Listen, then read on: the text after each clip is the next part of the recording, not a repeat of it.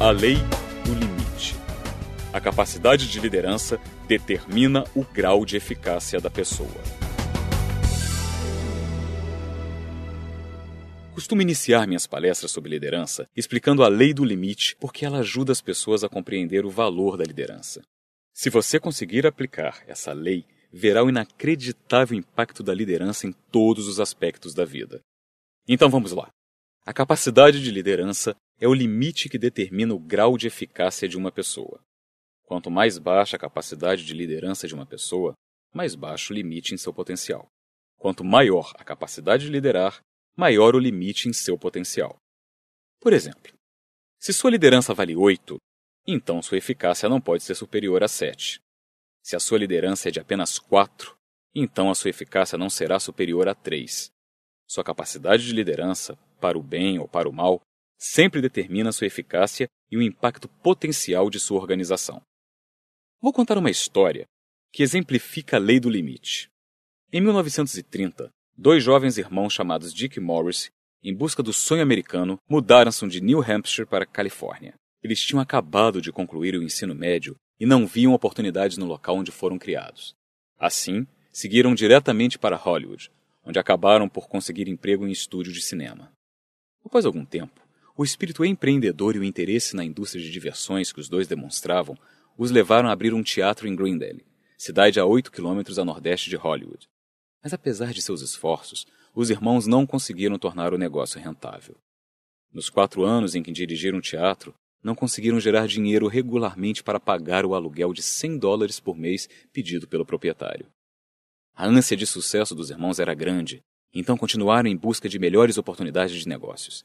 Em 1937, eles finalmente descobriram algo que dava certo. Eles abriram um pequeno restaurante drive-in em Pasadena, a leste de Glendale. As pessoas no sul da Califórnia tinham se tornado muito dependentes dos carros, e a cultura estava em processo de mudança para incorporar esse novo elemento. Exatamente o caso do negócio deles. O restaurante drive-in foi um fenômeno do início da década de 30 e tornou-se bastante popular. Os clientes, em vez de entrar em uma sala de jantar, dirigiam até um estacionamento ao redor de um pequeno restaurante. Faziam o pedido ao garçom e recebiam a comida em bandejas diretamente no carro. A comida era servida em pratos de louça, com copos de vidro e talheres de metal. Era uma ideia oportuna em uma sociedade que se tornava mais rápida e cada vez mais móvel. O pequeno drive-in de Dick Morris foi um grande sucesso. E em 1940, eles decidiram levar o negócio para San Bernardino, uma cidade operária em expansão, a 80 quilômetros a leste de Los Angeles. Eles construíram instalações maiores e aumentaram o cardápio, que além de cachorros quentes, batatas fritas e milkshakes, passou a incluir sanduíches de carne e de porco, hambúrgueres e outros itens. O negócio estourou. As vendas anuais chegaram a $200 mil, e os irmãos se viram dividindo $50 mil de lucro por ano, uma quantia que os colocava na elite financeira da cidade. Em 1948, a intuição disse a eles que as coisas estavam mudando, e eles fizeram mudanças no negócio. Eles eliminaram os garçons e passaram a servir apenas clientes a pé. Eles também deram nova dinâmica a tudo. O cardápio foi reduzido, concentrando-se em hambúrgueres. Eliminaram pratos, copos e talheres de metal, passando a usar material de papel. Reduziram os custos e os preços cobrados. Também implantaram o que chamaram de sistema de serviço rápido. A cozinha ficou parecida com uma linha de montagem, em que os empregados se concentravam no serviço rápido. O objetivo dos irmãos era preparar o pedido do cliente em 30 segundos ou menos. E foram bem-sucedidos.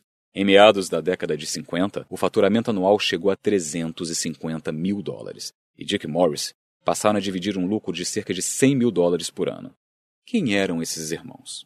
Naqueles dias, você poderia descobrir isso ao dirigir até seu pequeno restaurante na esquina da Rua 14 com a E, em São Bernardino.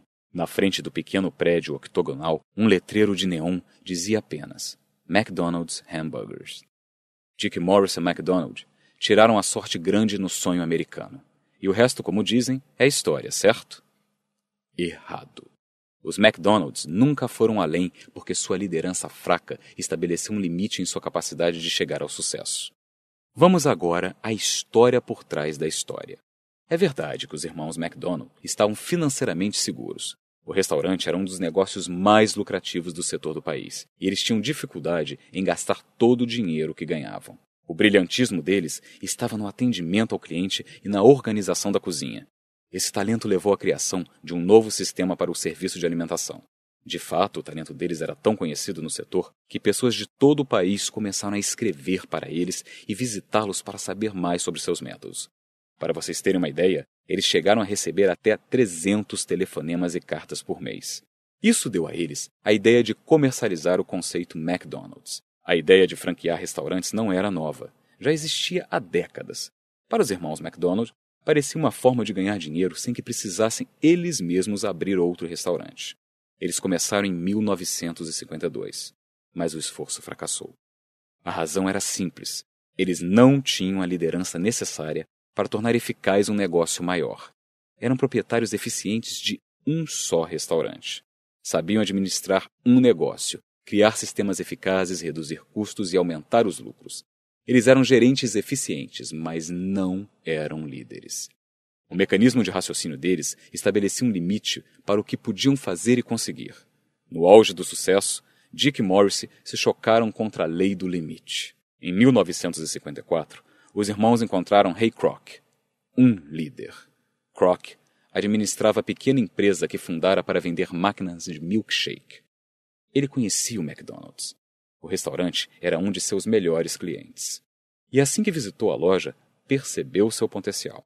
Ele conseguia imaginar o restaurante se espalhando pelo país em centenas de mercados. Logo, fechou um acordo com Dick Morrissey e, em 1955, criou a McDonald's Systems, que depois foi transformada em McDonald's Corporation.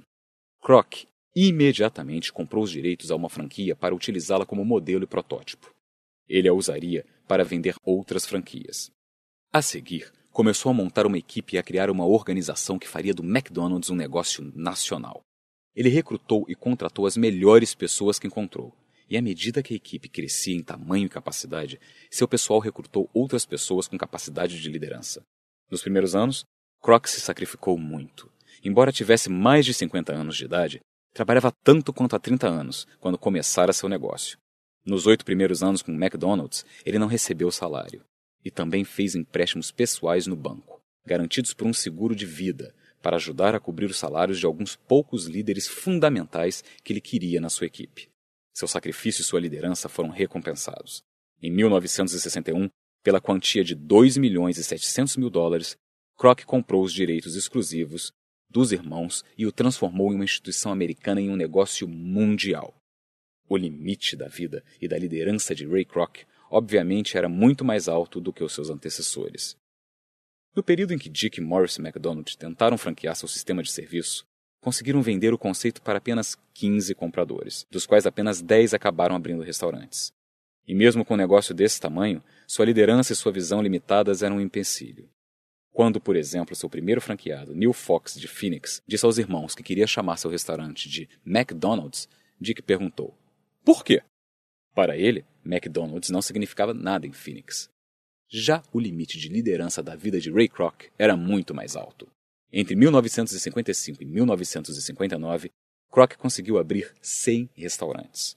4 anos depois, havia 500 McDonald's. Hoje, a empresa abriu mais de 31 mil restaurantes em 119 países. A capacidade de liderança, ou mais especificamente, a falta de capacidade de liderança, foi o limite para a eficácia dos irmãos McDonald. Acredito que o sucesso está ao alcance de quase todo mundo, mas também acredito que o sucesso pessoal sem capacidade de liderança tem eficácia limitada. Sem capacidade de liderança, o impacto da pessoa é apenas uma parcela do que poderia ser como uma boa liderança. Quanto mais alto você quer chegar, mais precisa de liderança. E quanto maior o impacto que pretende ter, maior precisa ser sua influência. O que você realiza é determinado por sua capacidade de liderar os outros. Pense comigo. Numa escala de 1 a 10, vamos dizer que, no que se refere a sucesso, você seria 8. Isso é bastante bom. Acho que é seguro dizer que os irmãos McDonald estavam nessa faixa. Mas digamos que você não dê atenção à liderança. Você não se preocupa com isso e não se esforça para se desenvolver como líder. Nessa mesma escala de 1 a 10, você operaria em 1 no quesito capacidade de liderança. Se tentar visualizar seu grau de eficácia num eixo do estilo XY, verá que ele é achatado. 8 no quesito dedicação ao sucesso e apenas 1 no quesito capacidade de liderança. Consegue visualizar isso? Então, para aumentar seu grau de eficácia, você tem 2 opções. Pode trabalhar arduamente para aumentar sua dedicação ao sucesso, trabalhar para se tornar 10. É possível que você consiga chegar a esse grau, embora a lei da diminuição do retorno diga que o esforço necessário para aumentar os 2 últimos pontos exigiria mais energia do que o necessário para os 8 primeiros. Se você realmente se matar, poderá aumentar seu sucesso nesses 25%. Mas você tem outra escolha. Pode trabalhar duro para aumentar seu grau de liderança. Digamos que sua capacidade natural de liderança seja 4, ligeiramente abaixo da média. Apenas ao se valer de qualquer talento que Deus lhe tenha dado, isso já aumentará sua eficácia em 300%. Mas digamos que você realmente se torne um estudioso de liderança e maximize seu potencial, e consiga chegar até 7. Se tentar visualizar seu grau de eficácia agora, naquele mesmo eixo gráfico XY, verá que vai se aproximar de um quadrado. Os mesmos 8 no quesito dedicação ao sucesso e 7 no quesito capacidade de liderança. Ao elevar sua capacidade de liderança, sem alterar sua dedicação ao sucesso, você pode aumentar sua eficácia original em 600%. O que isso tudo significa? Significa que liderança tem um efeito multiplicador. Vi esse impacto repetidamente em todos os tipos de negócios e em organizações sem fins lucrativos, e por isso dou aulas de liderança há mais de 30 anos. A capacidade de liderança sempre é o limite da eficácia pessoal e da organização. Se a liderança de uma pessoa é grande, o limite da organização é alto. Se não é, então a organização é limitada. Por isso, em épocas de dificuldades, as organizações naturalmente buscam nova liderança. Quando o país passa por tempos difíceis, elege um novo presidente. Quando uma empresa perde dinheiro, contrata um novo presidente. Quando uma igreja está prestes a naufragar, busca um novo pastor. Quando um time continua a perder, procura um novo técnico. A relação entre liderança e eficácia é talvez mais evidente nos esportes, em que os resultados são imediatos e óbvios. Em organizações esportivas profissionais, o talento na equipe raramente é questionado. Praticamente todos os times têm jogadores muito talentosos. A questão é a liderança. Começa com o proprietário do time e continua com os técnicos e os principais jogadores. Quando equipes talentosas não vencem, estude a liderança. Onde quer que procure, você pode encontrar pessoas inteligentes, talentosas e de sucesso, que não são capazes de ir mais longe por causa dos limites de sua liderança. Quer outro exemplo? Quando a Apple foi criada no final dos anos 70, Steve Wozniak era o cérebro por trás do computador Apple. Seu limite de liderança era baixo. Mas esse não era o caso do seu sócio, Steve Jobs. Seu limite era tão alto que ele construiu uma organização de primeira classe, que passou a ter um valor de 9 dígitos. Esse é o impacto da lei do limite. Nos anos 80, conheci Don Stephenson, presidente do conselho da Global Hospitality Research Incorporation de San Diego, Califórnia, uma empresa internacional de orientação e consultoria em hotelaria. Durante o almoço, perguntei a ele sobre a sua organização. Hoje ele faz principalmente consultoria, mas na época, sua empresa assumia a administração de hotéis e estâncias em dificuldades financeiras. Don diz que sempre que seu pessoal assumia o controle de uma organização, começava fazendo 2 coisas. Primeiro, treinava a equipe para melhorar o atendimento ao cliente e depois sempre demitia o líder. Quando ele disse isso, fiquei surpreso. Demitir o líder? Sempre. Então perguntei se pelo menos não conversavam com a pessoa antes de demiti-la, para descobrir se ela era ou não um bom líder. Sabe o que ele me respondeu? Se ele fosse um bom líder, a organização não estaria a bagunça que está. Aí pensei comigo mesmo. Claro, é a lei do limite. Para atingir o grau mais alto de eficácia, você precisa elevar o limite, de uma forma ou de outra. A boa notícia é que se livrar do líder não é o único caminho. Assim como ensino em minhas conferências que há um limite, também ensino que você pode elevá-lo, mas aí já estamos entrando em outra lei da liderança. Conforme prometi, incluí alguns questionamentos no fim de cada faixa para ajudá-lo a aplicar cada lei à sua vida. Não queime etapas, só passe para a próxima faixa depois de refletir sobre as questões. Considere-as como experiência de aprendizado. Como aplicar a lei do limite à sua vida? Pegue lápis e papel e relacione alguns dos seus principais objetivos. Tente se concentrar em objetivos relevantes, coisas que demandarão 1 ano ou mais. Relacione pelo menos 5, porém não mais de 10 itens. Agora, identifique quais exigirão a participação ou a cooperação de outras pessoas. Para essas atividades, sua capacidade de liderança terá grande impacto em sua eficácia. Peça a outras pessoas que classifiquem sua liderança. Fale sobre sua capacidade de liderança com seu chefe, seu marido ou sua esposa, 2 colegas, do mesmo nível que você, e 3 pessoas que você lidera. Peça que elas o classifiquem em uma escala de 1 a 10 em cada um dos seguintes aspectos: habilidade com as pessoas, planejamento e pensamento estratégico, visão e resultados. Faça a média dos resultados e os compare com a sua própria avaliação. Com base nessas avaliações, o que achou do resultado? Sua capacidade de liderança está melhor ou pior do que você esperava? Se há uma diferença entre sua avaliação e a dos outros, qual você acha que é a razão para isso? O quanto você está disposto a crescer na área da liderança?